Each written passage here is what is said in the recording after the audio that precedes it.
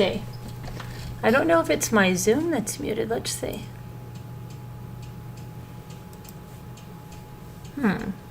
It's not my Zoom. Can you hear me now? Can you hear me now?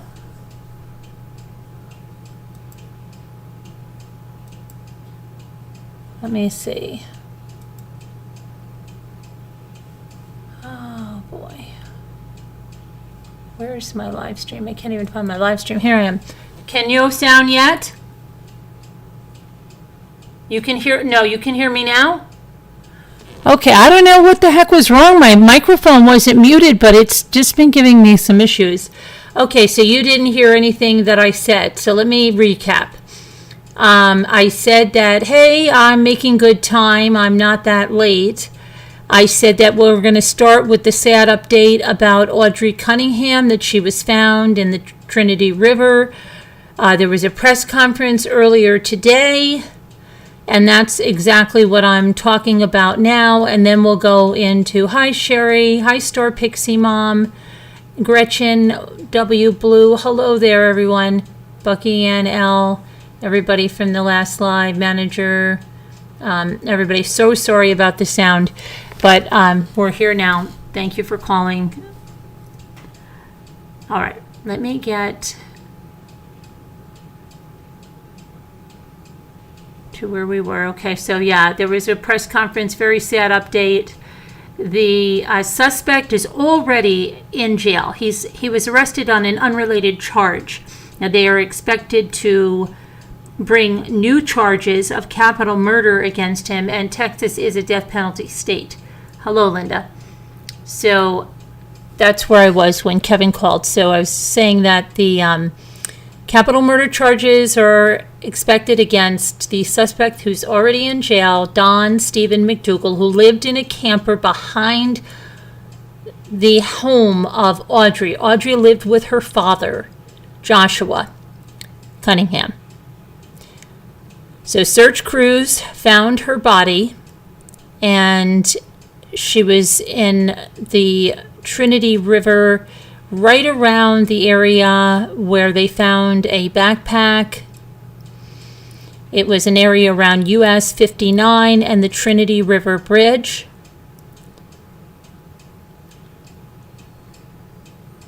The condition of Audrii's body was not discussed. It was sent to the medical examiner. They will then update with a cause and manner of death. And there was a private prayer vigil held at the Livingston VFW post on Tuesday night. Audrii had been missing since Thursday, February 15th, when she did not make it to school that morning. She never got on the school bus, never made it to school. Don Stephen McDougal was the first named suspect and the person of interest in the case. District Attorney expects that capital murder charges will be filed against him now. McDougal was said to be a friend of Audrii's father, and he was allowed to live in a trailer behind their home.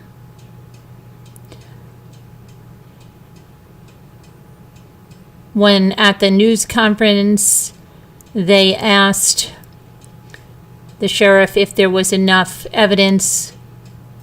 He said, "We believe there is enough evidence to charge McDougal with her murder." McDougal was indicted on attempted indecency with a child nearly 17 years ago. He did not have to register as a SO because he pled down that to child enticement in 2008. And so because of that, he did not have to register.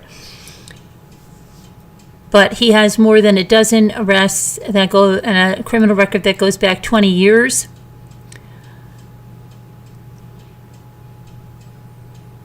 It was learned on Tuesday that McDougal was seen at a mechanic shop near Highway 59 in Livingston the day that Audrii went missing, and the workers at that shop told news reporters for Eyewitness News off camera that McDougal was there trying to get a part for his blue Chevy Suburban. And they said that he was filthy, that he was covered in dirt, and he was acting suspicious. McDougal agreed to take investigators to several locations, including the Livingston Dam, where investigators discovered what they believed to be little Audrii's backpack.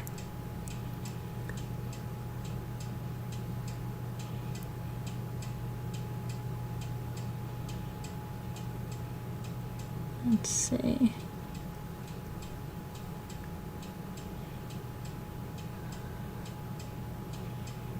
See if there's any other news here.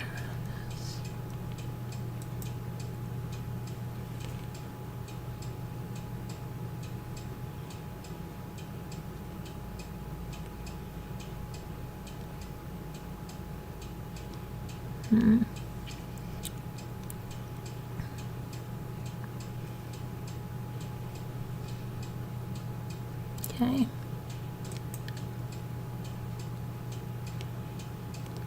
Sheriff Byron Lyons was the one that gave the press conference along with the, I don't want to get her name wrong.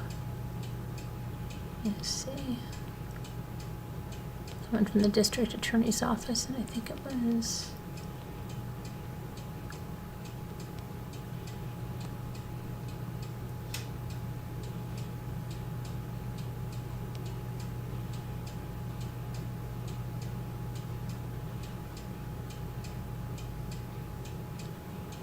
Lyons confirmed that McDougal is a friend of the family and lives in a camper trailer behind the home, where Audrii lives with her father and other family members. McDougal would occasionally take Audrii to the bus stop or drive her to school if she missed the bus. And he said, and I quote, "Yes, he may have been the last person with her, and yes, she is missing at this time." This is prior to her being found. "But we want to make sure that whatever evidence that we collected and placed on an affidavit today will hold up in court later. It does us no good to prematurely charge him now, and it gets thrown out of court because we were moving too fast. So please understand as we move carefully through this, because Audrii deserves this. She deserves us taking our time." And then went on to say, "We're trying to piece together a timeline of where he's been and the travel that he took, the roadways that he took. So this area is just one that in particular we can say we know that he was in." And then she was found.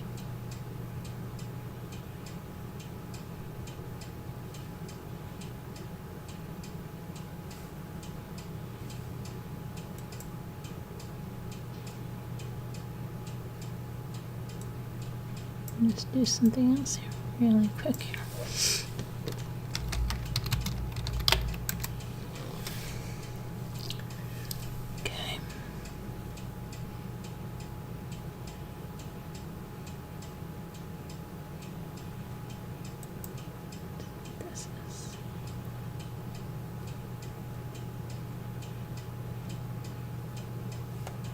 Okay, so transitioning to capital murder investigation when her body was recovered from the Trinity River.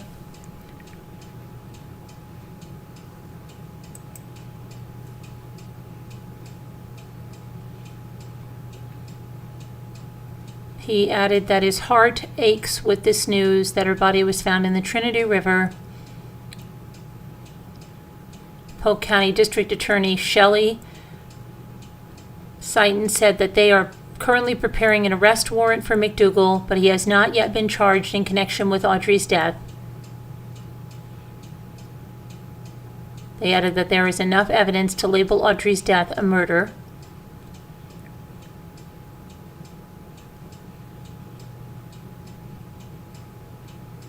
And that's all we know so far. So, yeah. Oh, and I wanted to talk to, Ruby Franke.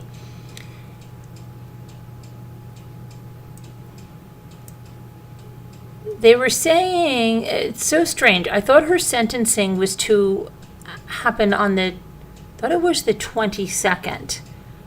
But then I got this thing in my inbox that she was sentenced, first they said up to 60 years.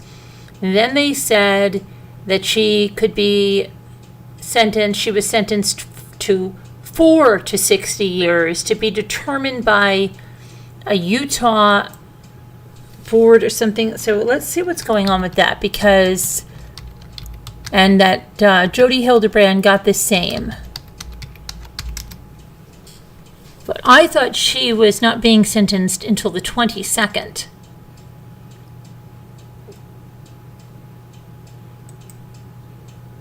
Now they say sentenced up to 30 years. It's been reported all different ways.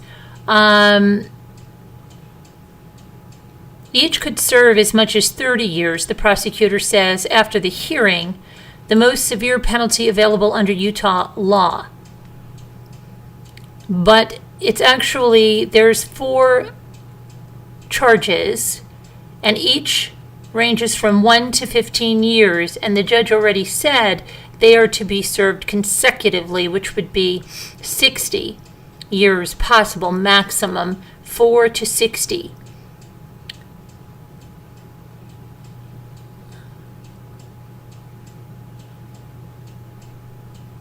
Both women addressed the court before their sentencing, with Hildebrand saying that she would submit to what the state feels is an appropriate amount of time served. Frankie admitted that she and Hildebrand had inflicted the injuries on her children.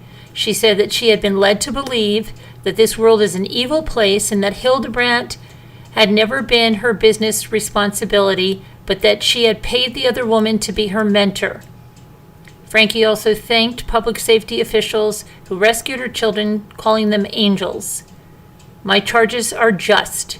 They offer safety to my family and accountability to the public. As part of her plea deal, Frankie agreed to serve a prison term and agreed that her sentences would run consecutively. She also agreed to testify against Hildebrand.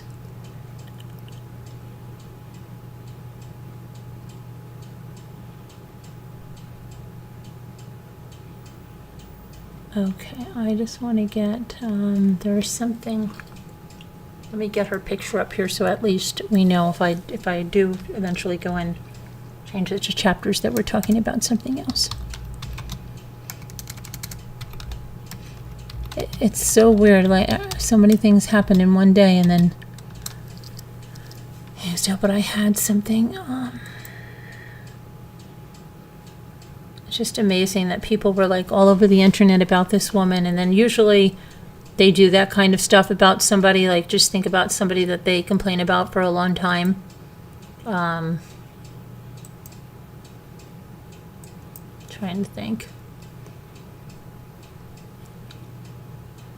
Oh, like who? Maybe like Eugenia Cooney, but not even, that's not even about what this was, but that, you don't see that person usually, that it ends up like this, Like, remember that other blogger that rehomed her adopted child? I don't know what happened to her. She didn't end up in jail or anything like that, but it's just so weird that, something like that happens. Okay, so there we have the two of them. So now we can, there was something I wanted to read. I can't believe we only got through part of Roberta Laundrie's.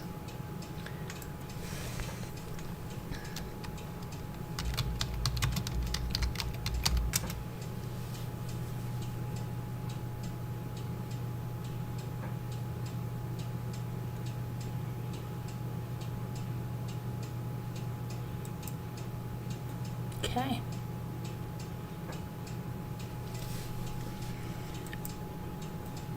Okay, so Jodi and Ruby were each sentenced to serve 4 second-degree felony charges of 1 to 15 years consecutively. They will serve a minimum of 4 years, and Utah has a maximum of 30 years for second-degree felonies. So even though, and People Magazine got it wrong, and other publications got it wrong, the maximum is 30 years. The parole board will decide the amount of time based on their behavior and rehabilitation. Their sentencing guidelines, and it's a huge 95-page booklet if anybody's interested. I will put the link if you want to take a look at it in the chat. There you go.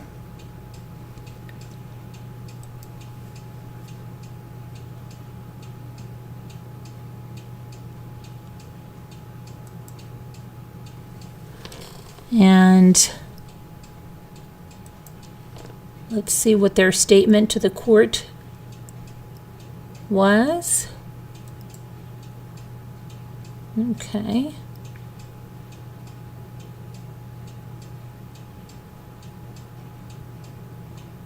So Ruby's statement to the court was, and I'll read it. She said, I would like to make a statement, then of course I'm quoting her. I would like to make a statement without any intent to change my stipulated sentence. For the past 4 years, I've chosen to follow counseling guidance that has led me into a dark delusion. My distorted version of reality went largely unchecked as I would isolate from anyone who challenged me. Isn't that living in distortion? Isn't that what they... I was led to believe that this world was an evil place filled with cops who control, hospitals that injure, government agencies that brainwash, church leaders who lie and lust, husbands who refuse to protect, and children who need to be abused. My choice to believe and behave this paranoia culminated into criminal activity for which I stand before you today ready to take accountability. Jody Hildebrand was never my business partner, nor was I ever employed by her. I have never received wages from her or connections. Jody was employed as my son's counselor in 2019, and in 2020 I paid her to be my mentor. It is important to me to demonstrate my remorse and regret without blame.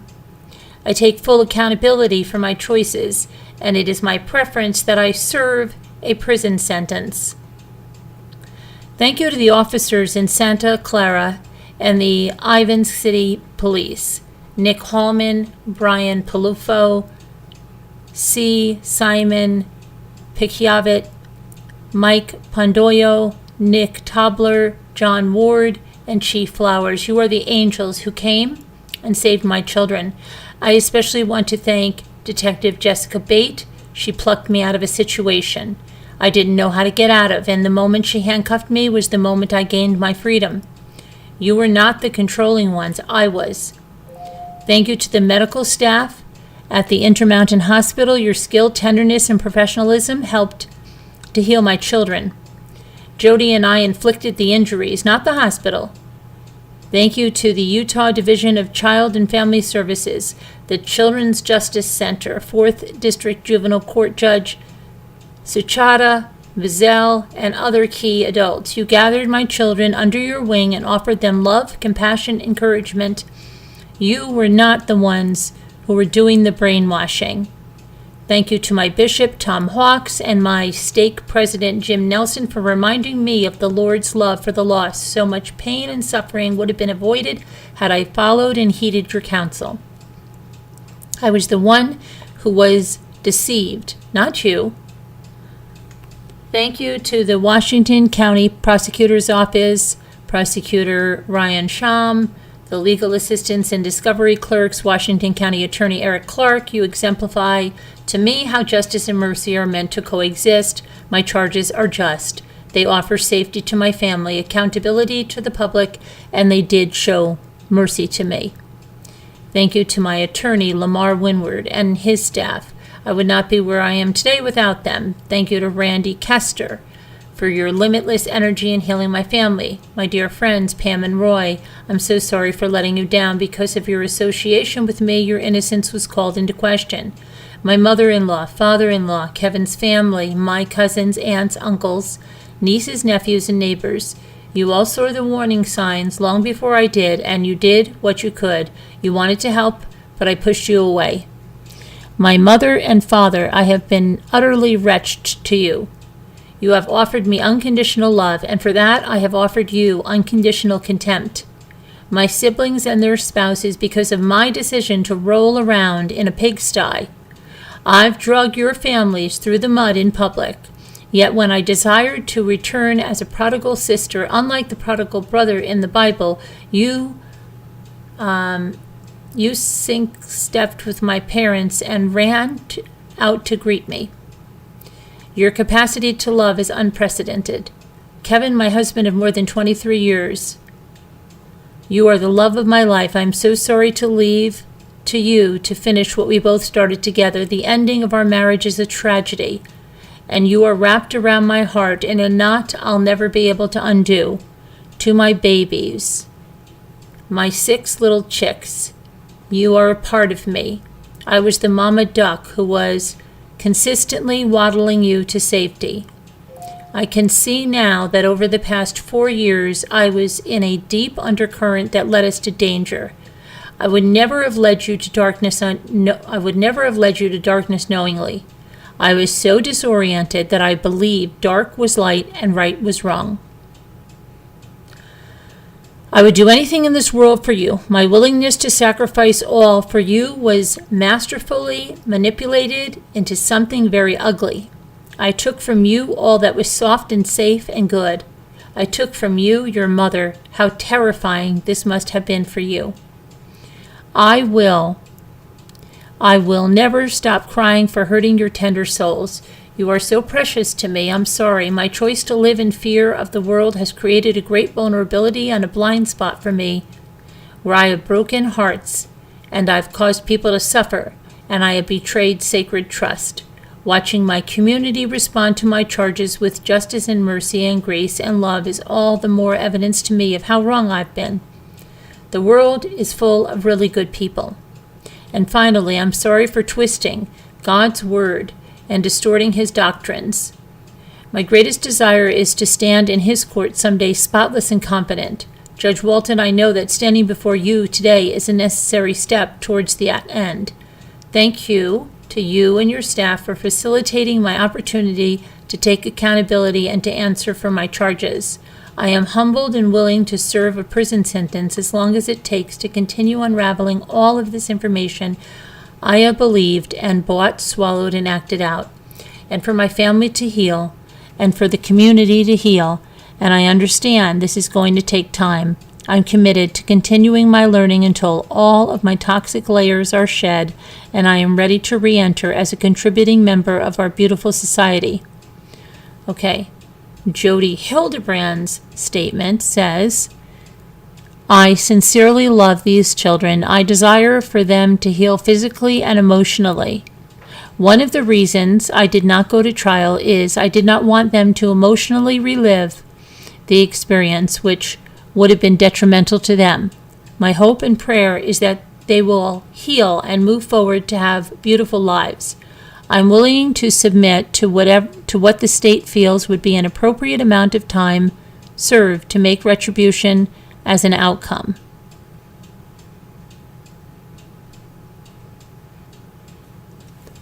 So there's that.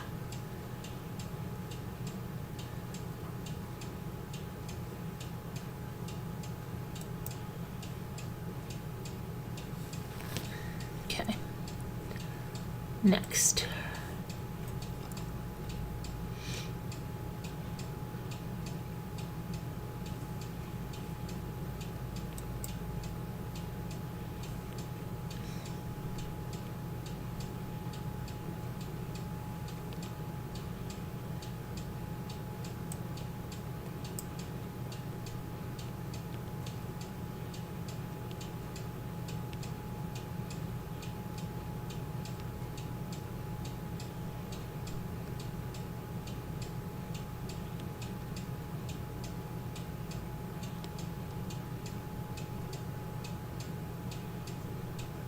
Okay, so let me get back to see what you guys, where the heck, let me get down like that. You're over here. I believe I can.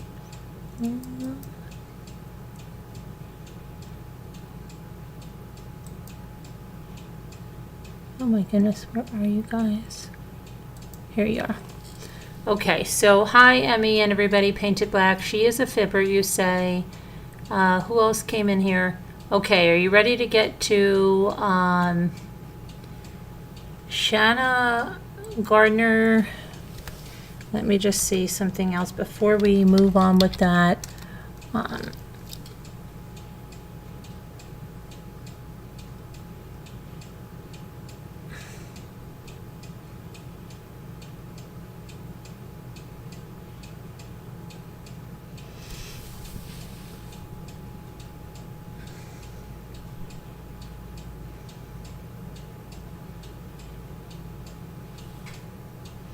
See, there's more places saying she faces up to 60 years.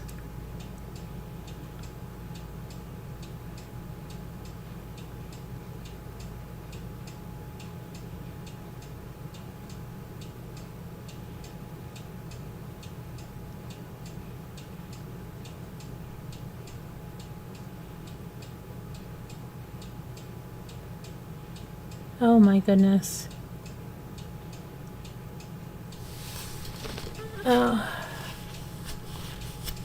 Jason Carroll's pled guilty but mentally ill to drowning his children. Bryant 5, Cassidy 3, and Gideon. He was sentenced to life in prison on Friday. Remember that case? All right, let's let me get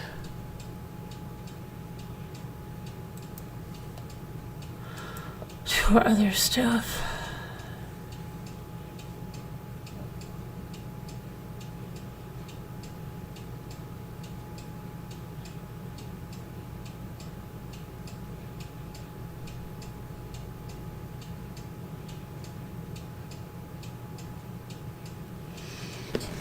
What is this?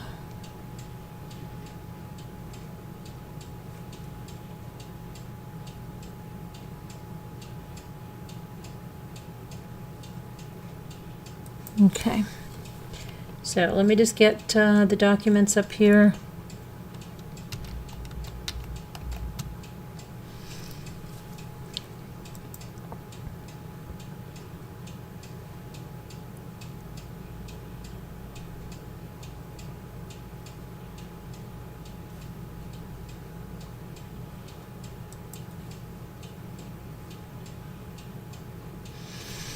Bigger stuff, huh?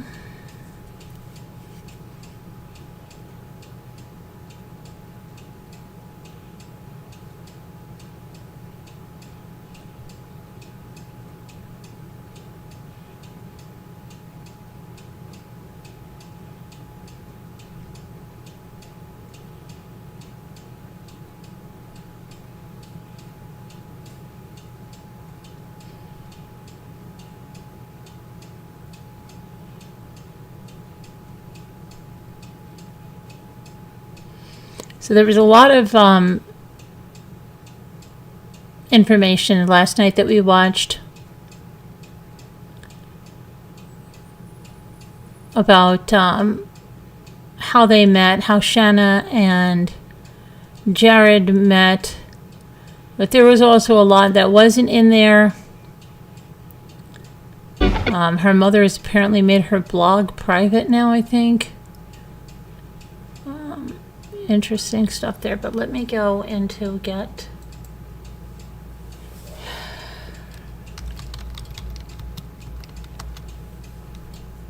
more documents.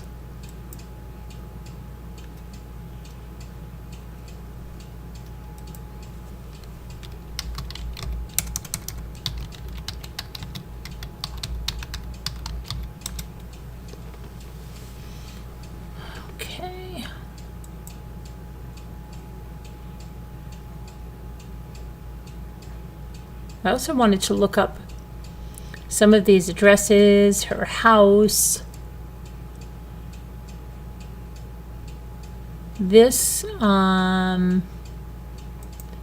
was her house, and it sold, according to Zillow, on May 15th of 2023. So it wasn't, let me get this over here. Come on, get over here.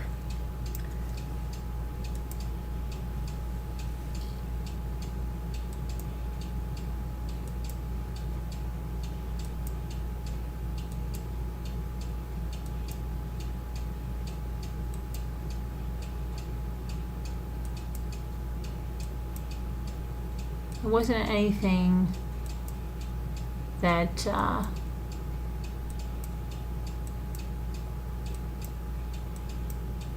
you would expect, you know, for the amount of money her parents are making and that they're bankrolling her.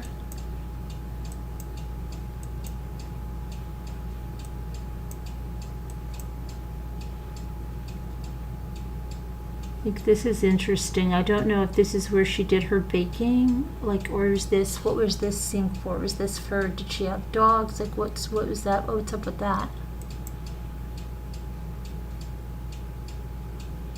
I wonder what that room was for. I wonder if that was, because she had a bakery kind of a thing. I wonder if, I don't know.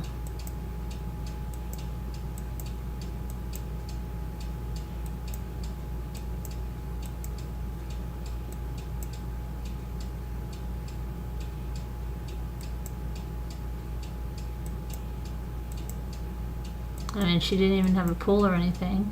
Look, she had chickens as well, or somebody had chickens.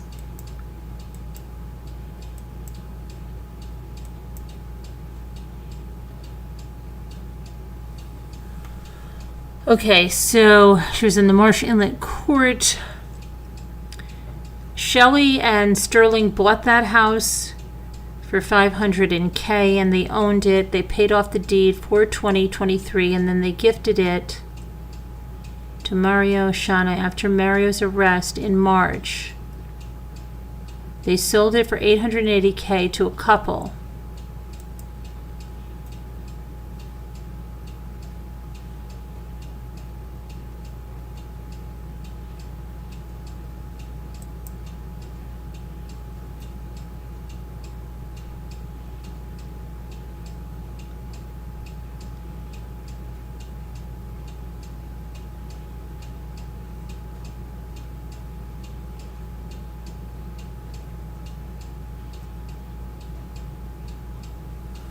Okay, let me see here.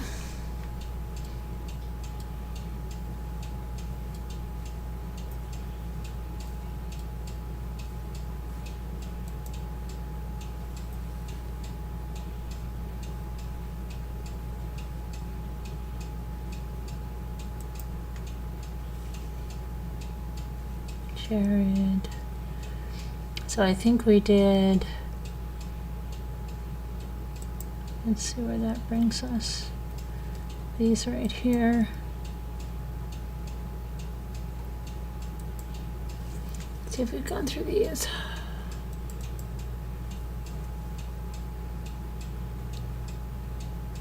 Okay, these are 75 to 92. But I don't think. Let's pull those over. And let me just go in here again and see.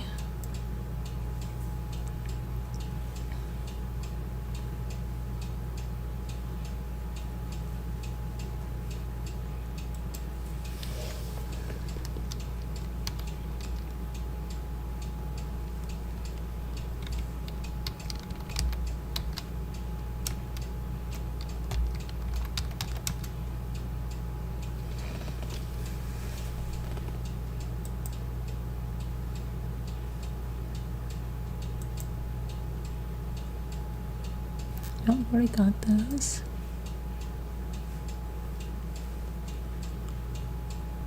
So Wait, there's one more we have to go before that one.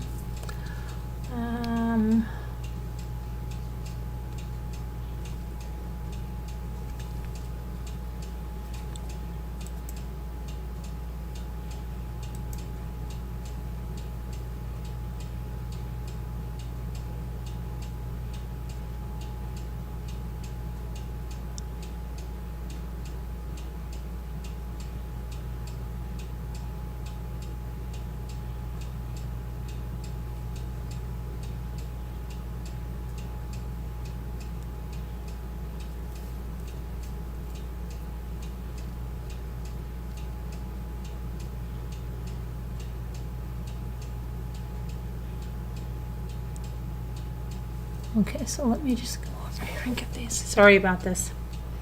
I will be right there. I just have to go.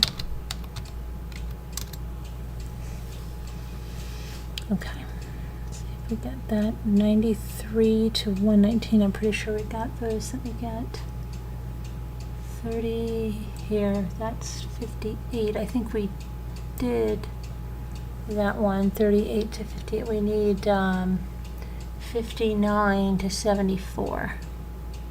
Here we go. Okay.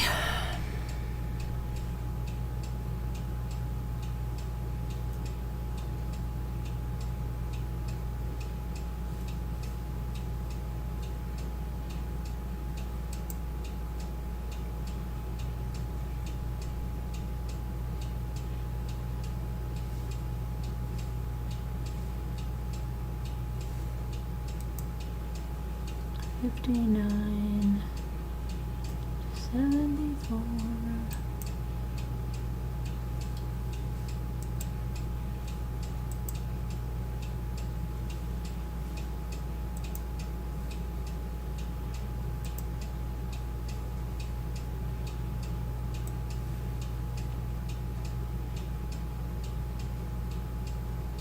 No, why did they just give me 3?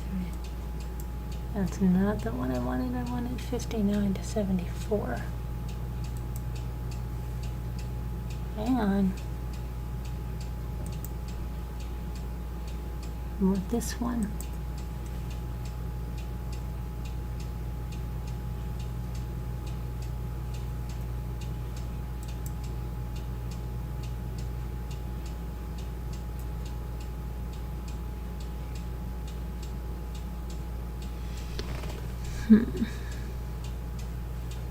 Why is this one?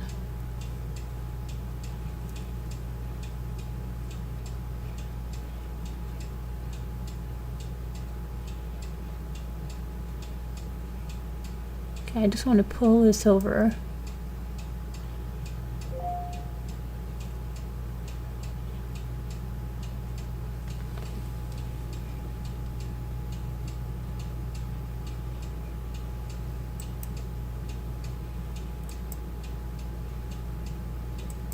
See if that'll, let's see.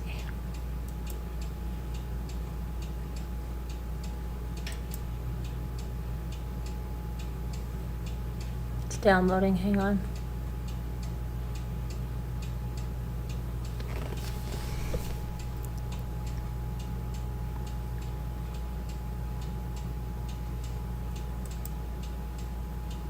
Okay, here we go. Sorry about that.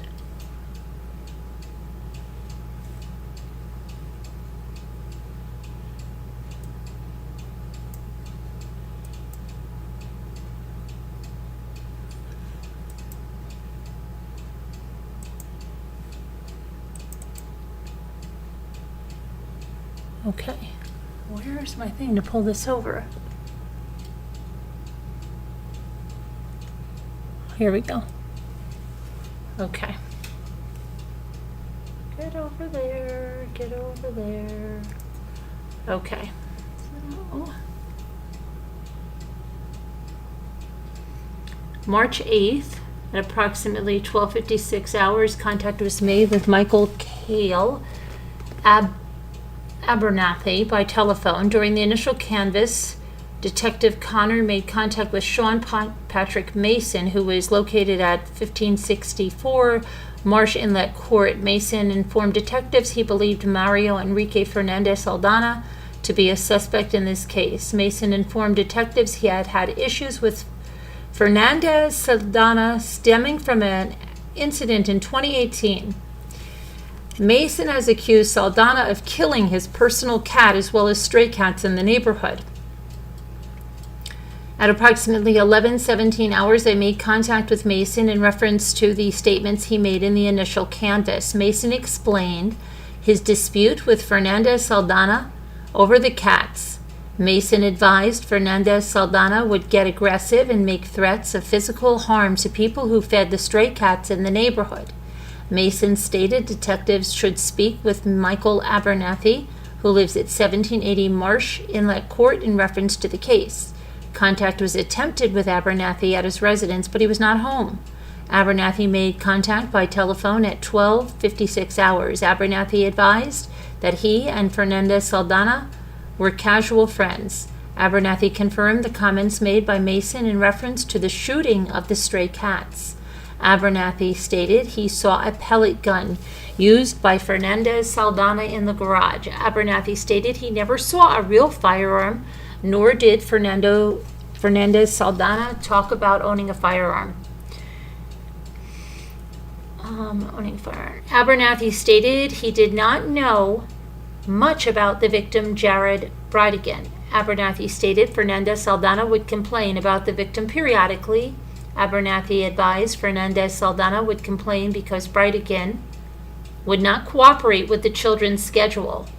This would often disrupt vacation plans for Shanna Gardner and Fernandez Saldana. Without being asked, Abernathy stated several neighbors thought Fernandez Saldana was responsible for Bridegan's death. Abernathy was asked if he believes Fernandez Saldana was responsible, and he was unsure. Abernathy would go on to say he does not believe Fernandez Saldana killed Bridegan. However, he believed Fernandez Saldana could be responsible for planning Bridegan's death. Abernathy would go to describe Fernandez Saldana as a guy with a short temper. At 17:30 hours, Allison Ann Pressler arrived at the Jacksonville Beach Police Department to speak about the lead she called in after the incident. Follow-up was conducted on the lead in supplement. The conversation was in reference to statements she made in the supplement. During the initial canvass, Detective B. Connor made contact with Sean Patrick Mason, who was located at 1564 Marsh Inlet. Mason informed detectives he believed Mario Enrique Fernandez Saldana to be a suspect in this case. And Mason informed detectives he had issues with Fernandez Saldana stemming from an incident in 2018. Mason had accused Saldana of killing his personal cat, as well as stray cats in the neighborhood. Hold on a minute. Is this not showing the whole thing? Hang on one second. Let me look at my master copy over here.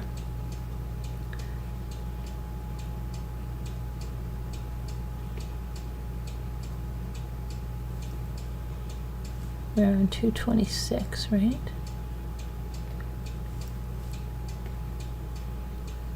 Okay. Stray cats in the neighborhood. Mason stated detectives should speak with Michael Abernathy. Okay, we read that already.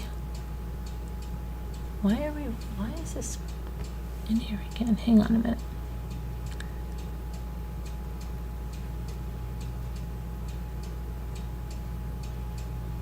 At 17:30 hours, Allison Ann Pressler.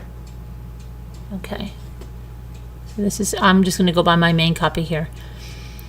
Arrived at the Jacksonville Beach Police Department to speak about the lead she called in after the incident. Follow-up was conducted on this lead in supplement. The conversation was in reference to statements she made in this supplement. Let me pull this over here. Hold on a minute. I'm just going to pull this one over here. I don't know what that one is. It's not showing everything.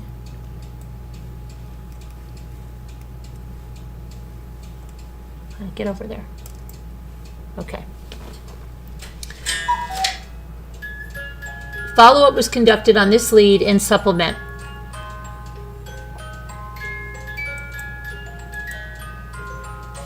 Pressler stated while walking the dog on Jacksonville Drive, she heard 4 gunshots. Pressler was at the corner of Jacksonville Drive and America Avenue when she heard the gunshots.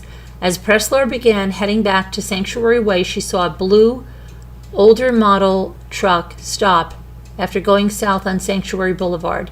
The truck stopped, began backing up and conducting a 3-point turn and headed to Sanctuary Boulevard in the southbound lane. The truck turned east onto Jacksonville, and as it passed Pressler, he stared at her from the driver's side window, which was down. And Pressler confirmed the statement made in the original statement, as well as explaining more detail. Pressler advised that she was leaving her boyfriend's house, which is located on Sanctuary Way North. Pressler was heading east on Jacksonville through the intersection of Jacksonville and Sanctuary Boulevard. As Pressler walked through the intersection of Jacksonville Drive and Sanctuary Boulevard, she did not notice any vehicles stopped in the roadway. As Pressler reached America Avenue and Jacksonville Drive, she heard 4 gunshots. Pressler advised she was alarmed by the gunshots and turned around and headed back home, now heading west on Jacksonville Drive. And once Pressler got to the center of the intersection of Jacksonville Drive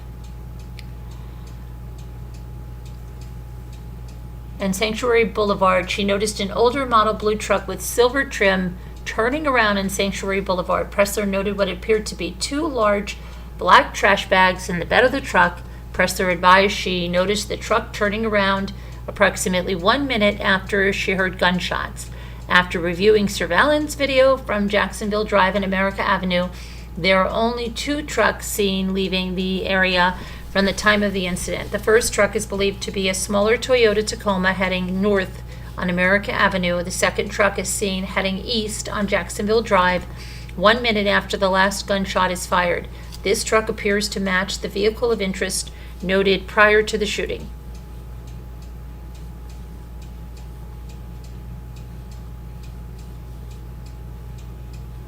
At approximately 15:25 hours, John Scott Curry arrived at the Jacksonville Beach Police Department to conduct an interview. John Scott Curry. At approximately 15:25, the interview with Curry was conducted in interview room 89 and audio and visually recorded. Also present during the interview was Detective C. Johns. Curry began by saying he does not have much knowledge of Jared Bridegan. Curry advised he was bishop of the local ward for the Church of Latter-day Saints. Curry stated he has only one interaction with Bridegan, which was several years ago. Curry explained he was finishing a counseling session with a member of the church when Bridegan confronted him. Bridegan's children wanted to change their hairstyles, and he disagreed with their choices. According to Curry, Bridegan told his children their choice of hairstyles was sinful. Due to this, Shanna Gardner approached Curry so he could talk to the children. Curry told the children it was silly to call it sinful, but he explained that children needed to honor their parents' decisions. Curry advised Jared had issues with counseling session he conducted with the children. Bridegan confronted Curry because of this counseling session.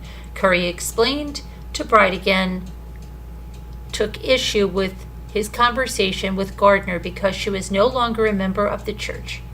Curry informed Bridegan it was his congregation, and Bridegan could not tell him who he was allowed to minister to. Curry stated he attempted to de-escalate the situation, but it appeared that Bridegan wanted to step out to the parking lot and fight. Curry felt he may need to contact the Neptune Beach Police Department due to Bridegan refusing to leave. Curry informed that he was calling the police, and if he did not leave, he would remove him. Ultimately, Curry did not call the police, and Bridegan left. Due to the above-mentioned situation, Curry contacted the church's legal department. Curry stated his wife began carrying a concealed weapon because she felt threatened by Bridegan. Curry advised Abigail had recently had interest in getting baptized. Gardner approached Curry about getting counseling with Curry as well as Bridegan's bishop. Curry felt this would be an issue with Bridegan, so he contacted Bridegan's bishop. Curry explained to Bridegan's bishop he felt Bridegan would have an issue with this arrangement. Curry also explained he had an issue with Bridegan in the past. The conversations were had in the last couple of weeks. End of interview. At approximately 11:13 hours on March 9th, 2022, I sent a subpoena request for all records of past present policies regarding Jared Bridegan, the victim in the case. The signed subpoena was sent on March 10th, 2022, and was faxed to Farm Bureau at approximately 14:40 hours by Detective Johns. A copy of the subpoena is scanned to this report. There is no further information to add to this report.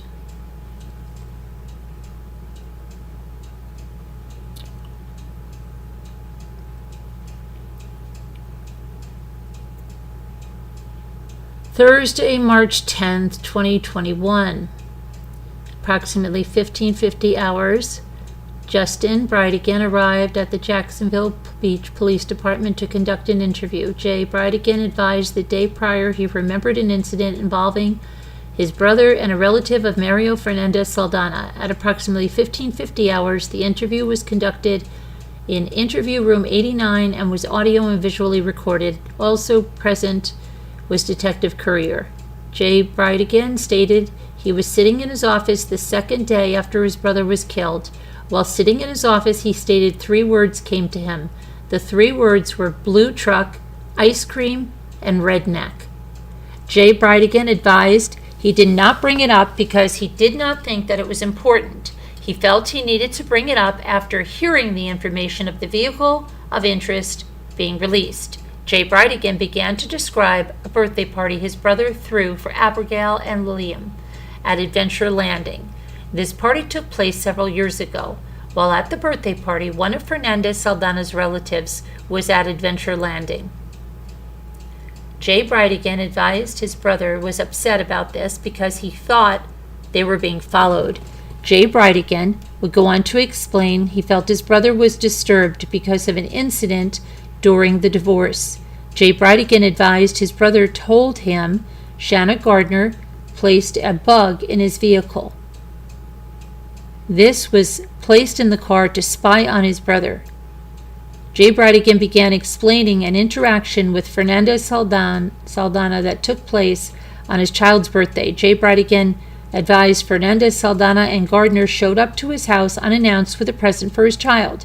Jay Bridegan described Fernandez Saldana as being intense while talking about his military service. Fernandez Saldana was telling war stories while he was there.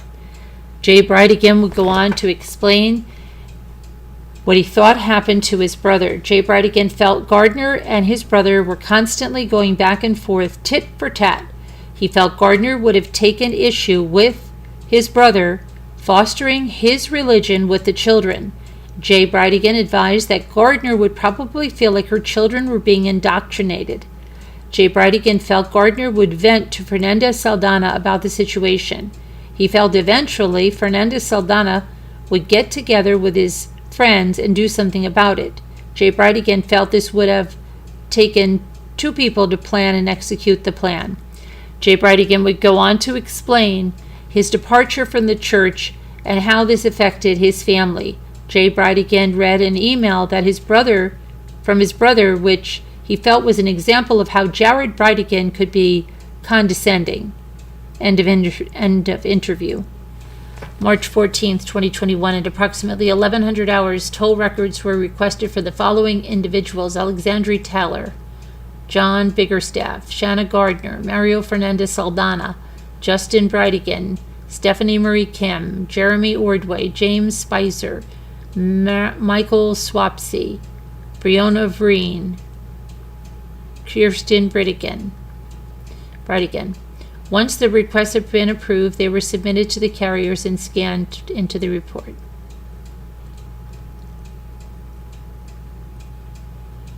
On Tuesday, March 15th, I responded to the property room to examine the spare tire, which was located on the night of the death investigation.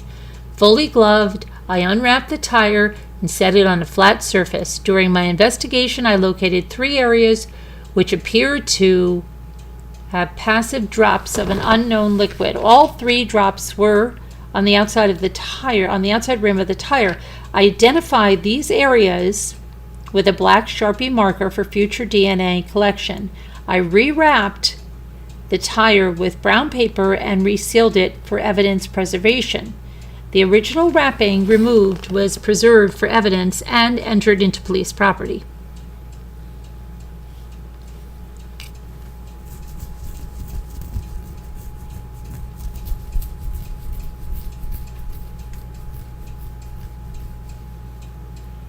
On 3/16/2022 at 15:30 hours, Sergeant L. Smith and I went to the Jacksonville Beach Police Department property room to do further testing on that tire that was collected on the scene. The tire was sealed already in brown paper packaging. Did we just say this? Okay. And with Sergeant Smith's name and number when he examined the tire at an earlier date. I put latex gloves on and I unsealed the tire. I observed the area had been marked with markers depicting areas of interest that Sergeant Smith had already identified. I photographed the tire as well as it sat with the markers, both with scales and without. Sergeant Smith and I used alternate light sources in an attempt to find other evidence that was not visible to normal eyesight. We found nothing of evidentiary value. After the lights were turned back on, I walked around the tire and I observed it had a plug in it.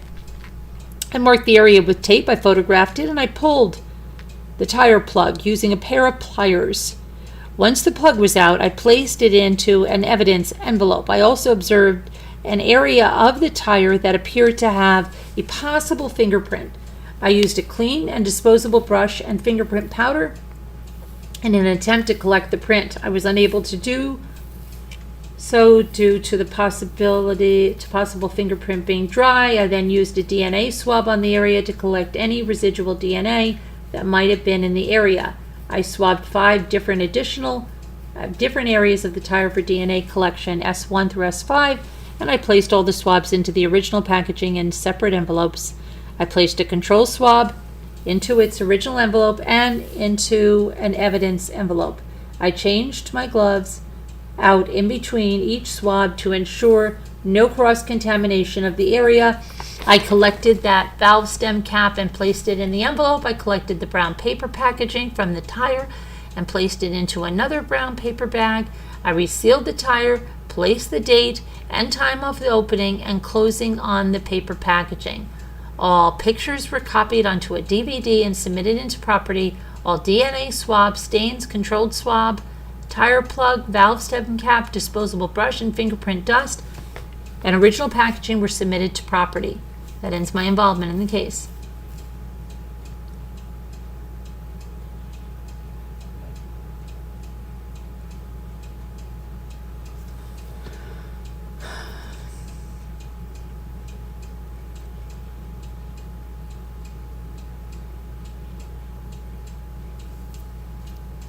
On this date, let's see, March 17, Thursday, 2022.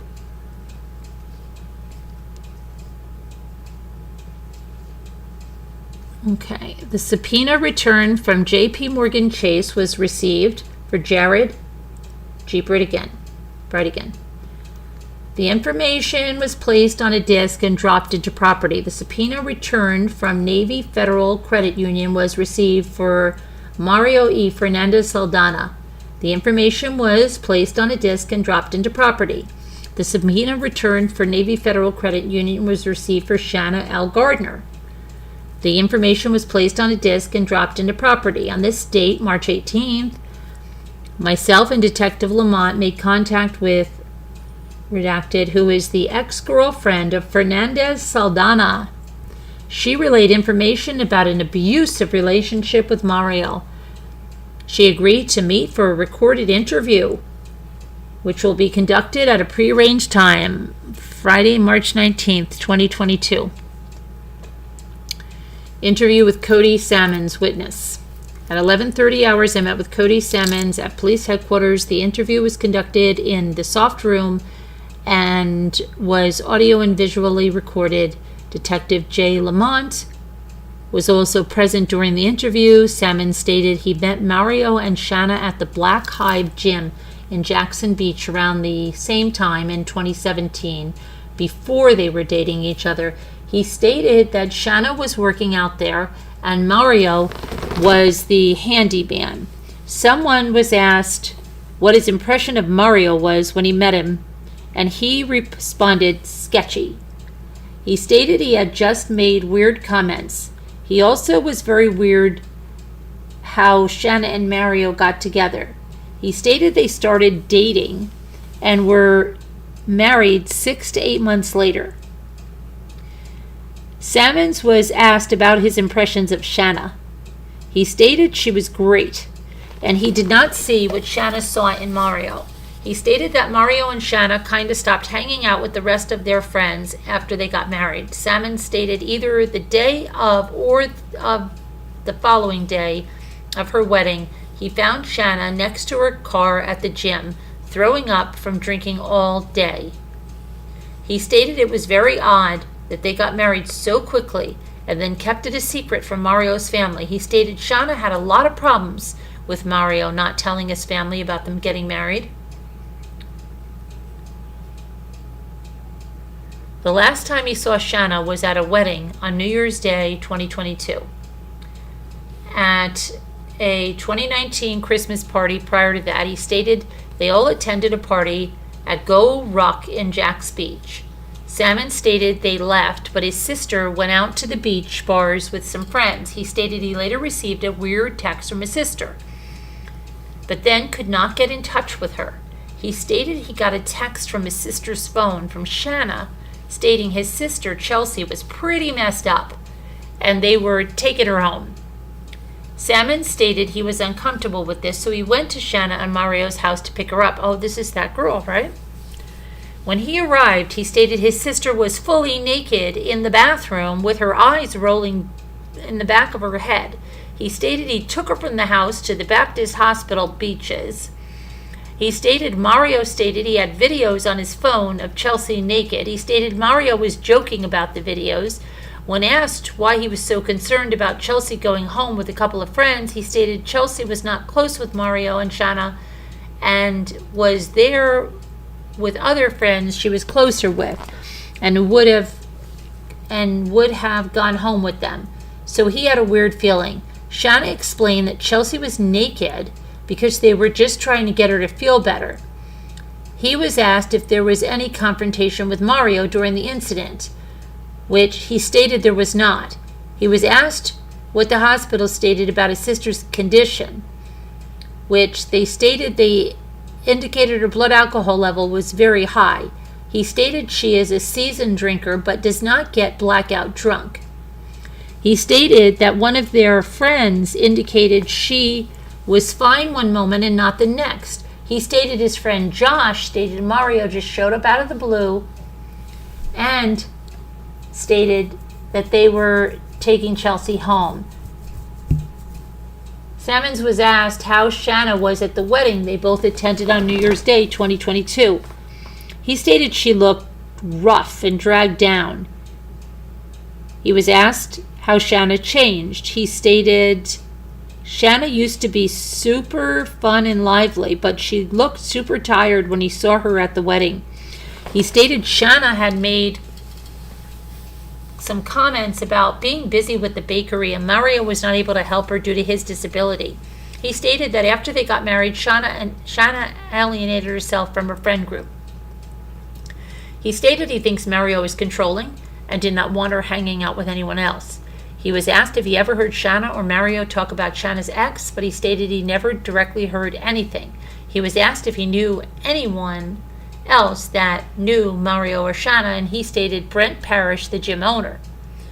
Salmon stated that Mario was very opinionated and could never be wrong. He stated Mario was supposed to help him on a house flipping project, but he instead had another guy, John, who came in and did all the work. He stated Mario was acting like a contractor, and not actually doing the work himself. He stated the guy, John Biggerstaff, did about $12,000 work on a project. However, He had to let him go because he was drinking on the job and keeping beer in the refrigerator. He stated when John was confronted, he became a douchebag, so he told him not to contact him anymore. Sammons was asked if there was anyone else we should talk to who knew Mario and Shanna.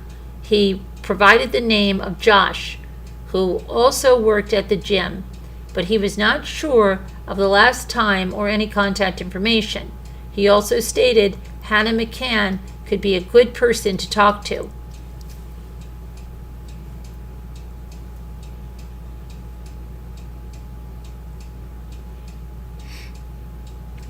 This is Chelsea Sammons.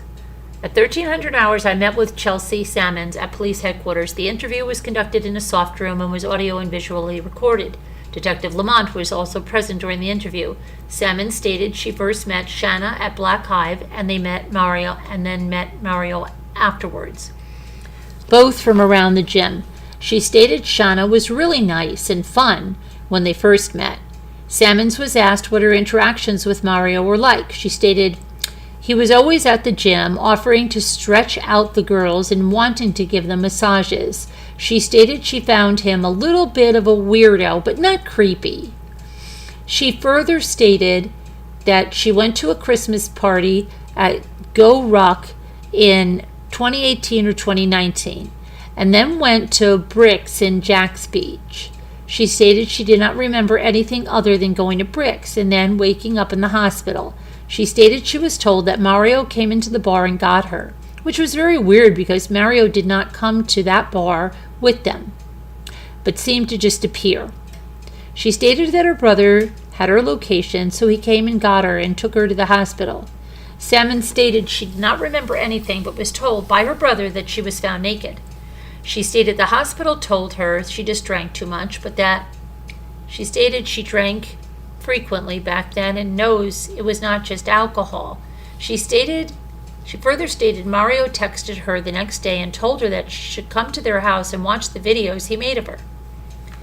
She asked for him to send the videos, but he refused and stated she would have to come to see them in person. She stated Shanna also texted her the next day and asked if she was okay. Sammons stated, no, I felt like I was drugged. She stated Shanna said, no, that's not what happened. You just drank too much. Sammons stated the friend she was with also felt like he might have been drugged, but did not go to the hospital. She stated the friend is Josh Morayo. I asked her if she knew what Shanna and Mario's intentions were when they took her home, but she stated she never understood why they took her home. She stated she never asked them any questions because she was scared. She stated she stopped communicating with them after the incident. She stated she would not expect anything sinister from Shanna, but stated Mario was a creeper. So it would not surprise her. She just said he wasn't creepy. Shanna was asked how Shanna... And that's wrong. They mean that Sammons was asked. That's another mistake in these papers. Sammons was asked how Shanna was at the wedding. Sammons stated she looked worn out and beat up. Sammons made the comment that Shanna made the comment, I wish things didn't happen the way they did, but she did not elaborate on what she meant. Sammons stated that Shanna was dating a mutual friend who broke up with her and then started dating Mario a short time later. They were suddenly married. She stated it seemed like Shanna was not seeming happy to be married to Mario and that they stopped hanging out with him. She was asked if she knew anyone that hung out with Mario. She stated that there was a Hispanic female, but she was not sure who she was. She also stated that there was a guy, Josh, that worked at the gym, who was also friends with Mario. She stated Josh was working out with Mario at his home gym, but has not been seen around in a long time. She was asked if there was any talk around the gym about who might have done this. She stated everyone around the gym thinks Mario did it, only because he was creepy. She just said he wasn't creepy. She also stated she knew of another girl, Madison Shrine, who thought she might have been drugged by Mario at V's Pizza a long time ago. However, Shire locked herself in a bathroom at the restaurant, so nothing happened. She was also asked, in her opinion, who did she think might have done this. She stated her mind first went to Mario, but then she stated she started thinking about how Shanna hated sharing custody with her ex, so she could see her hiring someone to do this.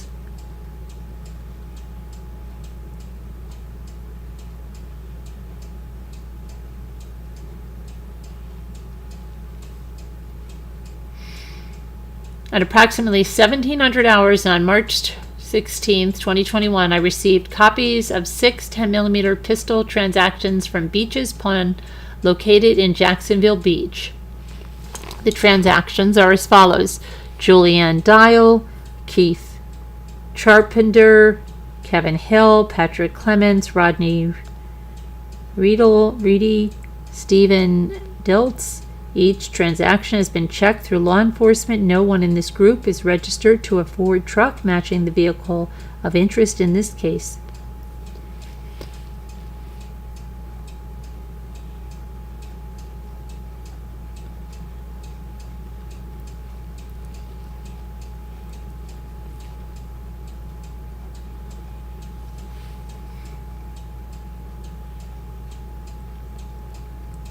On Monday, March 21st, 2022, I received the Google GeoFence subscriber information in reference to the Google GeoFence search warrant.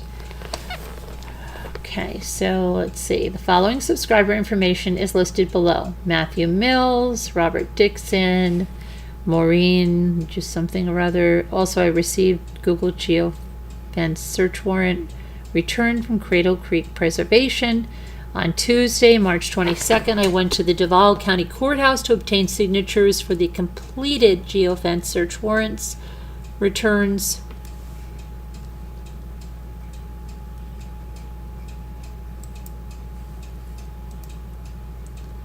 Okay, I collected elimination buccal swabs from individuals within the immediate crime scene of this original incident. The law enforcement personnel collected from included Commander T. Crumley, Commander Shaughnessy, Corporal Santiago, Detective Johns, Officer Spurrier. Okay.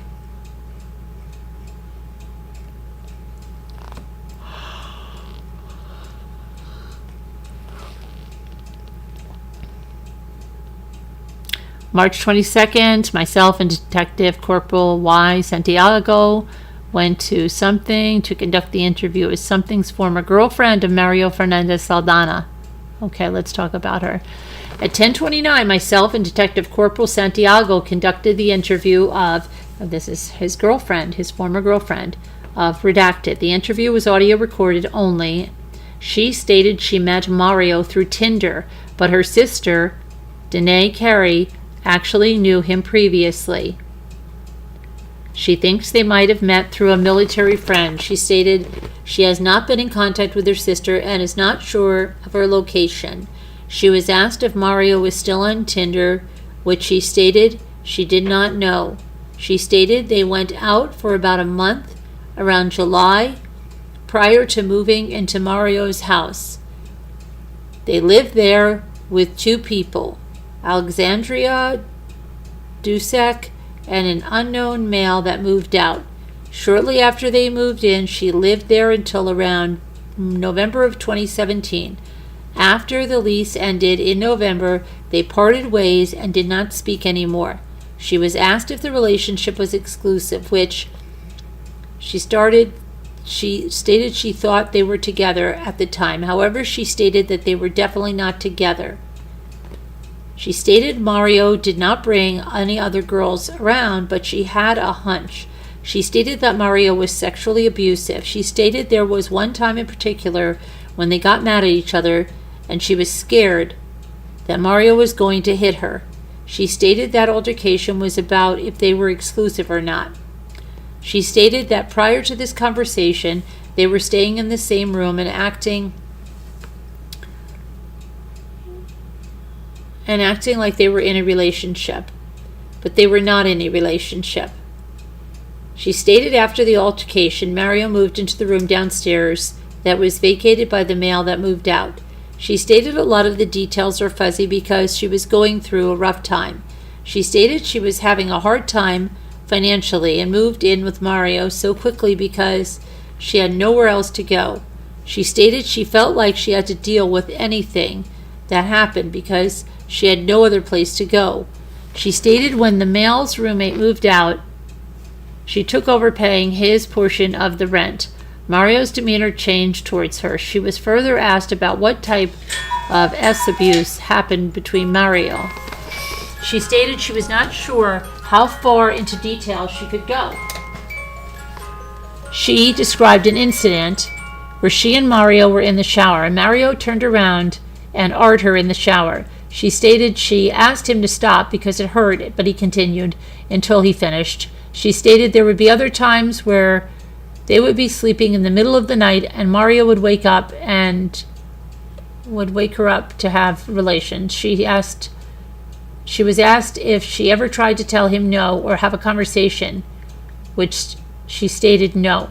She stated she had been in rough relationships in the past and just felt like she had to take it. She stated Mario would become enraged when they would have conversations about their relationship, so she did not feel like she could talk to him about that. She described another incident where Mario wrapped his hands around her neck, causing her not to be able to breathe, but he did not do it the whole time. She asked if Mario ever hit her, which she said no. She brought up Mario being in the military as to suggest he would know how to hurt her. She was asked if she knew anything about Mario's military history, which she replied she knew he was a sergeant or something like that. However, she did not know any of the details. She was asked if she knew that Mario had any firearms. She stated he had a BB gun and a rifle, but she was not aware of any other firearms, of any other weapons. She stated he also had a knife in his car. She was asked if she ever saw any other outbursts other than the ones described. She stated no. She stated she had no contact with Mario since late 2017 or early 2018. She was asked if she thought Mario might be into some type of S&M or forceful relations. She stated that he had a lot of stuff on his computer, but she was not aware of anything else. She was asked if she knew any of his friends, but she said she only knew Alexandria Dusak. She also stated she knew he worked at Black Hive Gym. I showed her a copy of the joint application at Navy Federal Credit Union account. She stated he took her to Navy Federal to open up an account for her since she did not have a military affiliation, but she is only one that has ever used that account. She stated she removed him from the account in November. She was asked if she knew how Mario made a living. She stated he worked at Black Hive as a trainer and he worked at Bruno's Mercedes as a mechanic. She stated she met Mario's sister, brother, and niece, but she did not remember any of their names. She was asked if he had any kids or been married, and she stated no. She was asked if she ever heard the name John Biggerstaff, and she stated John sounded familiar, but did not anyone by that name specifically. She was also asked what type of car he had, which she stated a white Porsche and a BMW bike. She stated he afforded the car by managing his money well. Shanna Gardner came to police headquarters to drop a white box containing several cookies that were wrapped in plastic wrappers. The box was secured with a bow. The bow, box, and wrappers were placed into evidence. Gardner stated that the cookies were prepared in her home bakery. Wow, they didn't eat them.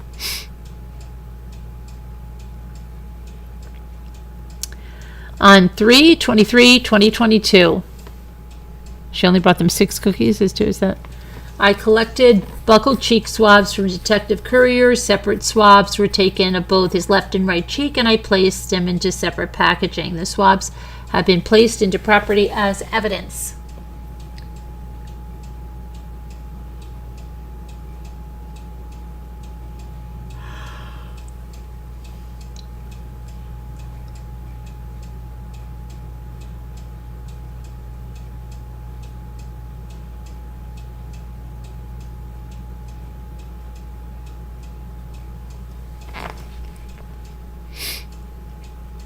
On Friday, March 18th, I completed a new cell phone tower dump search warrant to encompass the scene, location, longitude and latitude, and the victim's ex-wife, Shanna Gardner's residence, longitude and latitude, located at blah, blah, blah.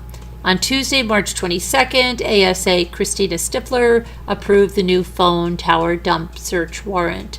On Wednesday, March 23rd, Judge Meredith Trabula signed the new search warrant, the new cell phone tower dump search warrant. I then submitted the search warrant to the individual carriers. On Thursday, March 24th, ASA Christina Stifler approached. Okay, this is all about the search warrants. Okay, about for all the carriers. Okay, so that one is done. Now we can get rid of this. Get rid of this, and we can go get the next one. So that was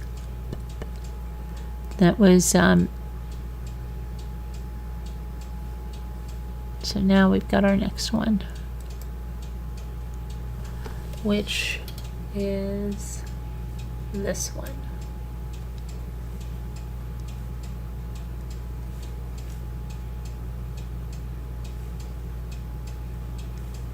Okay.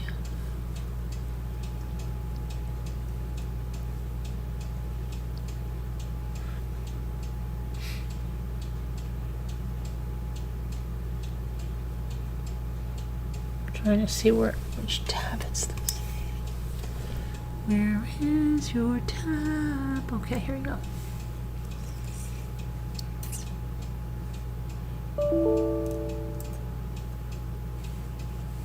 Uh-oh, let me make sure that.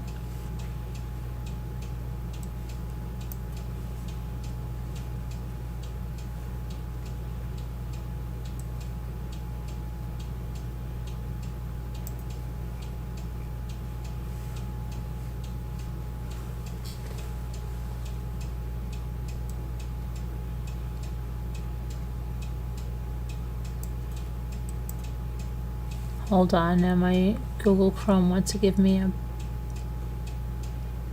problem.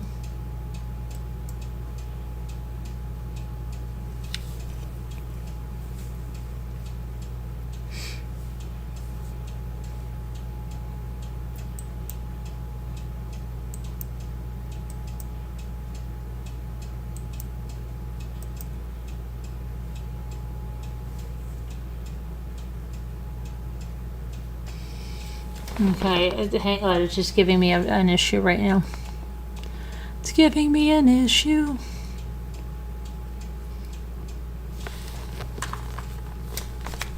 All right, so what did we learn over there? We learned that he had an ex-girlfriend that he was allegedly abusive to in sexual ways. That he allegedly killed cats in the neighborhood, stray cats, and his a neighbor's personal cat. That he was very inappropriate with that. They were both inappropriate with that woman they took home from the bar, who was found naked in their bathroom with them. That's very bizarre.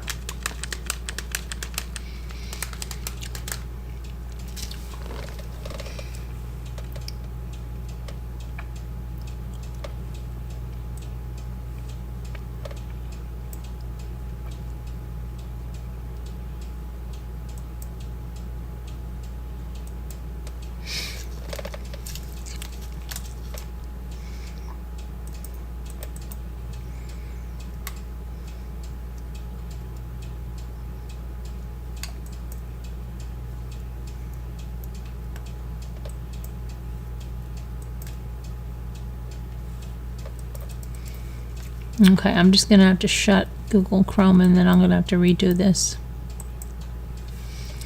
It just doesn't want close the program.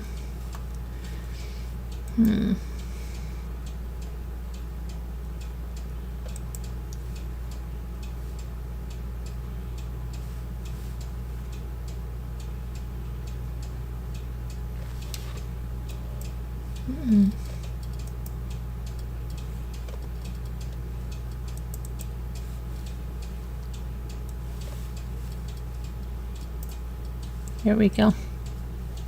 So much easier. Let me just pull you guys up now because I lost you guys completely. I lost you completely. Where did you go? YouTube studio. Oh, Harmony Montgomery case. The prosecution rested.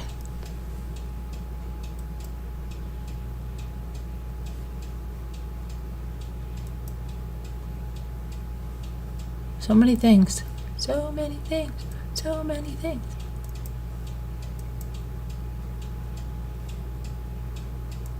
All right, let me go over here. I went to the old November 24th. Okay. All right, so let's keep going.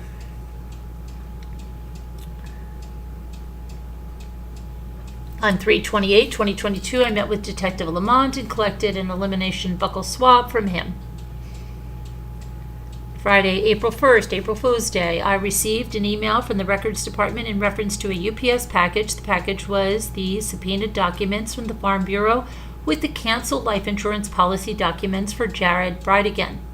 In reviewing the life insurance documents, I observed some of the pages to be missing. At 12:36 hours, I called Farm Bureau and I spoke with the legal assistant, Gloria Stadlander. She advised they normally do not send underwriting documents and medical forms, but she said she would check with the attorney to see if she could send them. She called me back and advised those forms would be sent overnight to me. You know, we went through this one, I believe. Hang on.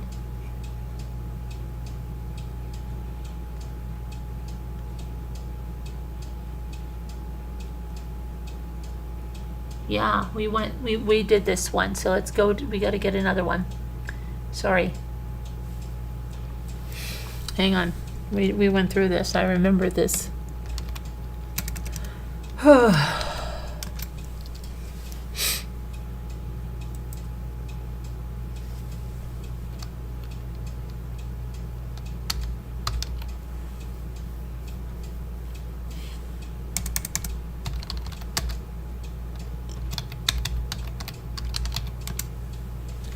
Okay.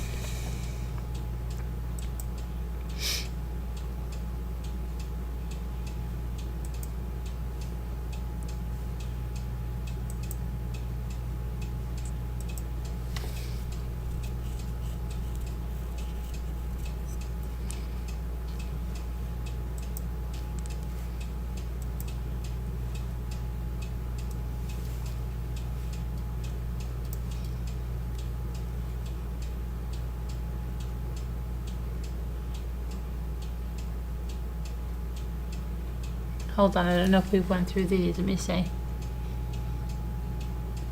I'll have to read a little more to see.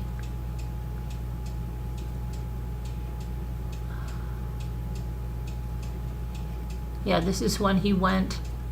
Hold on, let me see.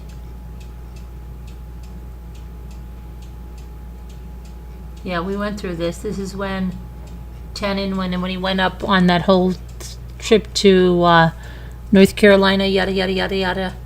Hang on.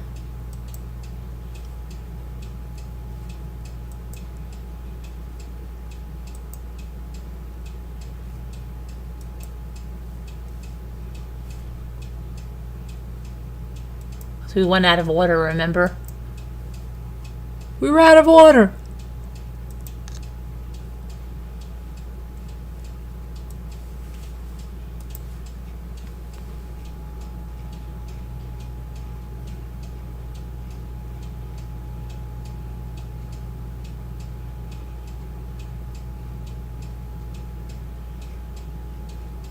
Have to go see a little more to see.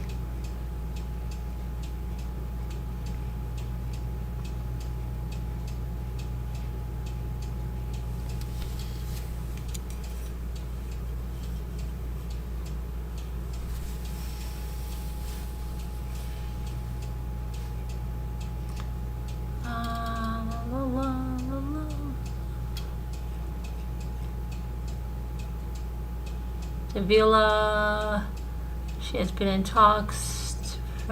Yeah, we talked about Davila. Let me see.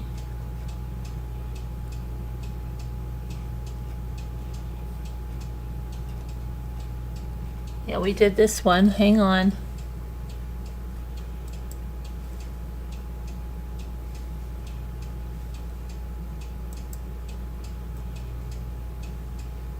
Bridegan.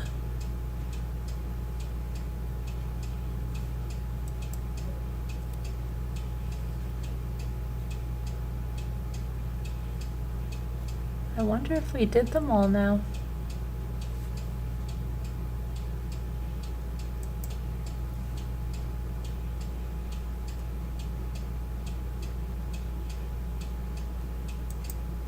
Let me see what this is. Let's see what this is.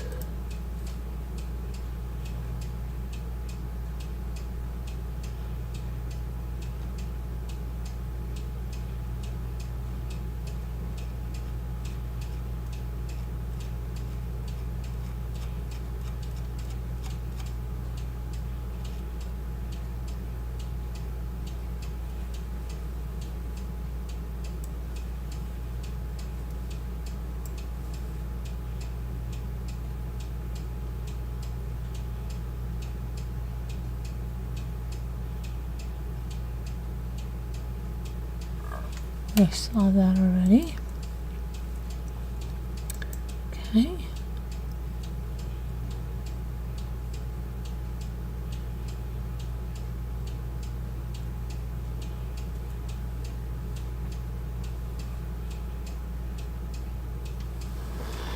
Two, 6, 5, 4, 3, 2, 1.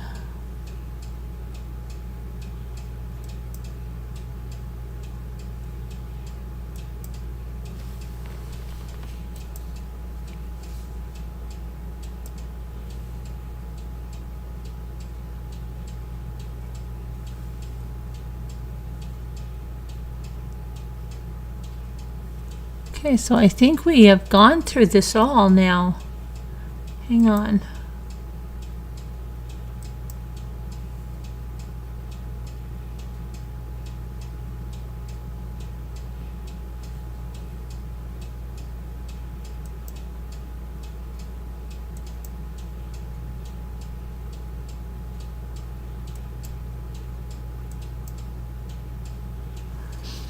Cruz was asked about Fernandez.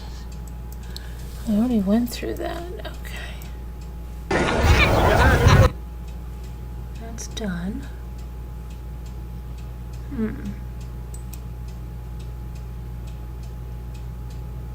Yeah, I think we're done with most of that for tonight, which is good because I was like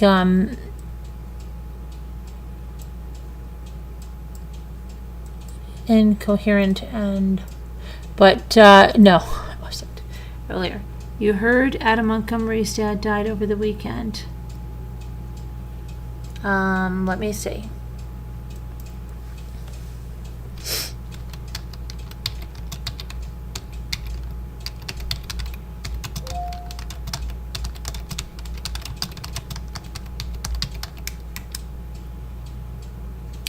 His father did die.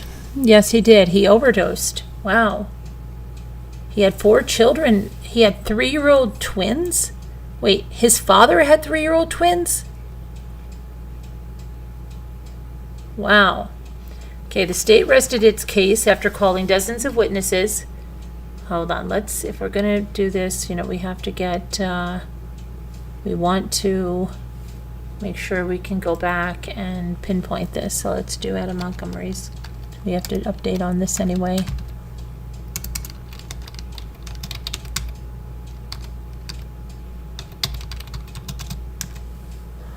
All right.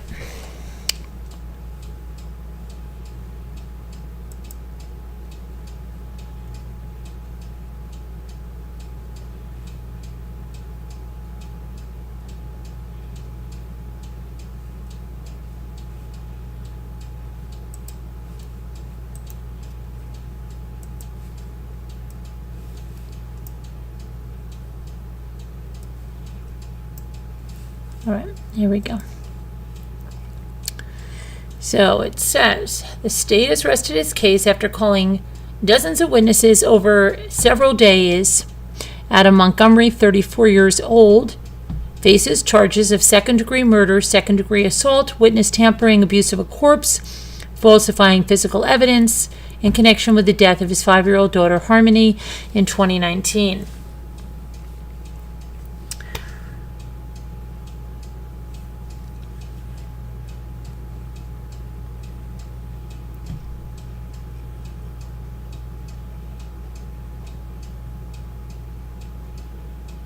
There were some developments while the court was on break over the holiday weekend.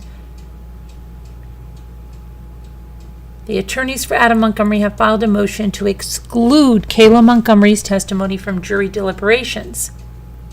Why would they want to do that? The suspect was a no-show again. Crystal Sorey, Harmony's mother, is here. She was seated in the gallery next to Harmony's foster dad. Harmony's foster mom is still sequestered, so she was outside.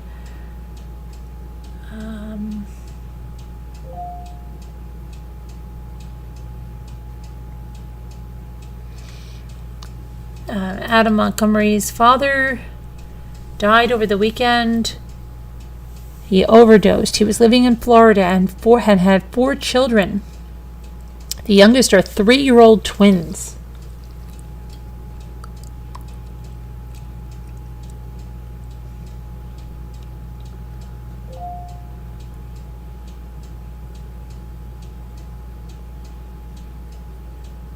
The state rested at 11:48 a.m. The defense attorney filed a motion to dismiss, like they normally do. Defense is expected to begin its case Wednesday morning. And they could also decide not to call any witnesses, and closing arguments would be delivered. Adam has not been in court. If he waives his right to appear in court, that will also mean he's waiving his right to testify. So they could go to closing arguments tomorrow, could go to a jury tomorrow. We don't know. Who are they going to call? We have no idea. They might not call anybody. Let's see what's going on with Troconis. I watched that a little bit today, but it's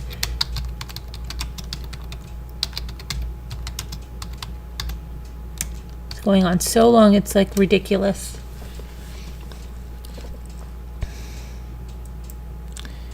Jennifer Dulos' mother is to testify before the state gosh, I can't talk. Jennifer Dulos' mother is to testify before the state rests Wednesday. Well, I'm definitely going to be watching that. So, the state is 1 day away from resting their case. There is only one expected witness left, and it's Gloria Farber.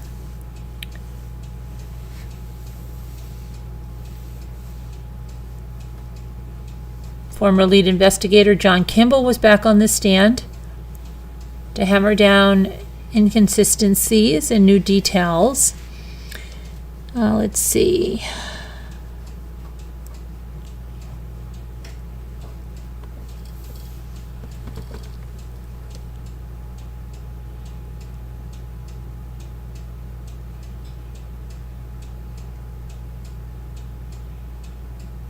Then they talked about that fire. There was smoke rising from 4 Jefferson Crossing the day that Jennifer disappeared. Detectives asked Michelle Troconis about the smoke that was seen on the surveillance video. Sean McGinnis asked, "Is there any indication that the defendant lit a fire?"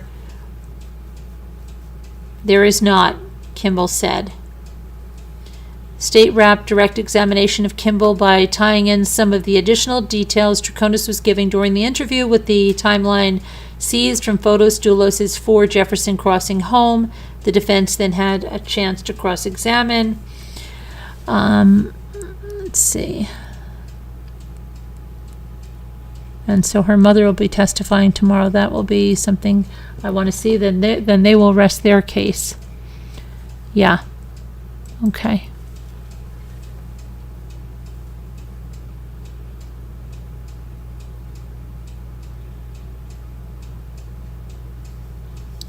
What are you talking about, reading out loud?